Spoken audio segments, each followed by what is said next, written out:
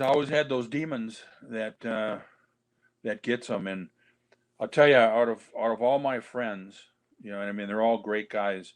John Nord is probably one of the best hearted guys out of anybody.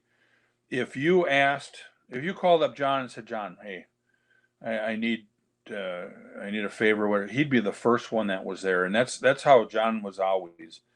And growing up, John was just, you know, he was, I don't even know how to explain it.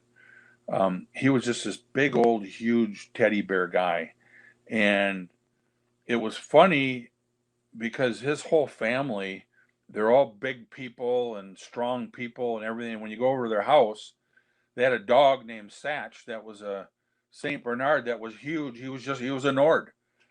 But anyways, Johnny trained really hard, and one time we were at the gym. He says, "Hey Barry," he says, and this was before we got into wrestling. He says, "Barry," he says, "I just read this article on a back workout." And I said, "Yeah." He says, "Oh yeah, I can gain like 5 inches in my back in one day, And we were laughing at him, and so he says, "Yeah, it's an 8 hour workout." So John was in there, and it was like every 10 minutes he had to do these pull-ups, and then he did that for like 2 hours, and then he'd do deadlifts, and then he'd do that. And dang it, when he was done, his back, he grew like 5, 6 inches on his back. And he had the biggest back that out of any of us guys. He could take and he'd do pull-ups behind his back with 100-pound plates between his legs. And then he'd come in and he'd say, "Hey, I got this way of gaining 3 inches on my arms in one day." And we'd all laugh. And he did. He'd measure them. And at the end of the workout, he had like 3 inches on his arms. He had, when we were in high school, we were just getting out of high school. His arms were bigger than Arnold Schwarzenegger's, and they looked better than Arnold.